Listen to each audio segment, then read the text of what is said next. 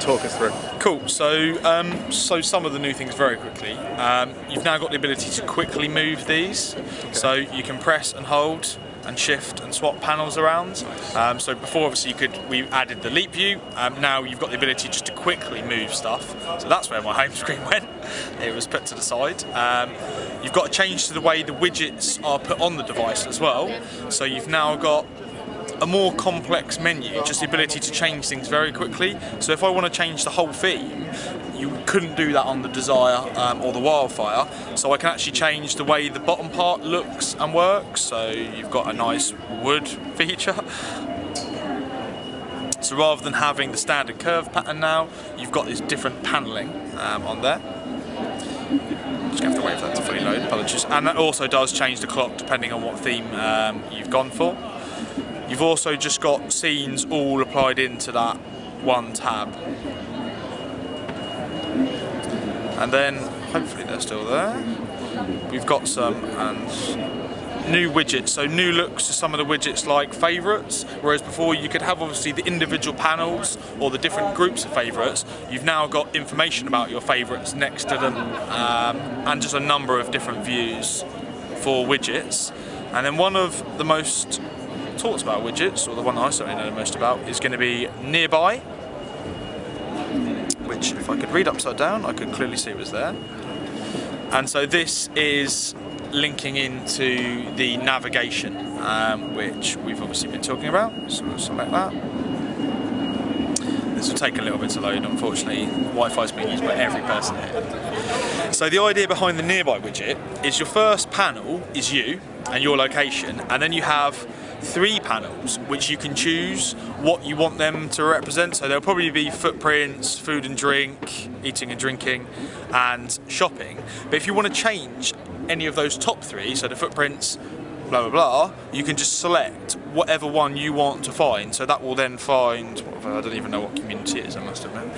So that will then find all of the community things, or the banks, or whatever it is. I hope that wasn't caught on your... Yeah, beautiful. Just keep that. Can you do a quick, I'm just going to take a video of you sort of spinning it around. Yeah, just sorry. No, it's fine.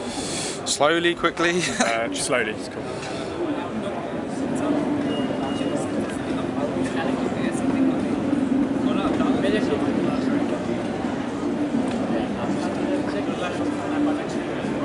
Cool, enough?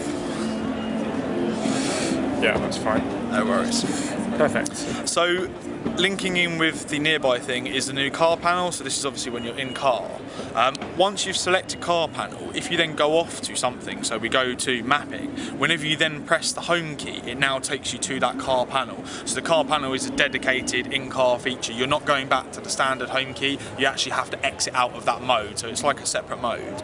And then obviously from that, we can get to the navigation, so the new HTC navigation. Hopefully, if it's all working, we should be able to demonstrate the premium navigation. So you pay for the voice guided stuff on top of your normal mapping. So the mapping's free. You can download via htcsense.com maps for Sao Paulo, Paris, wherever. That's all free. Points of interest are free. The parts you're paying for are the voice guided navigation, speed cameras, and traffic information. I'll show you how and where you get to that in a second. So press your premium navigation. It should then show us our destination.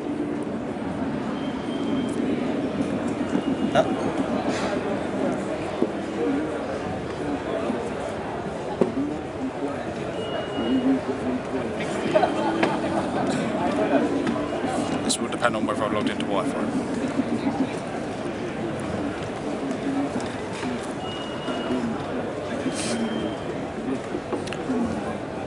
There we go.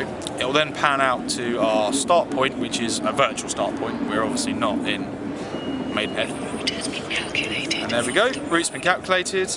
Navigating, when you're on that, you can tap on the screen anywhere to switch in between 3D and 2D, to see previews of your route, to change your route, to go back, to turn the voice on and off.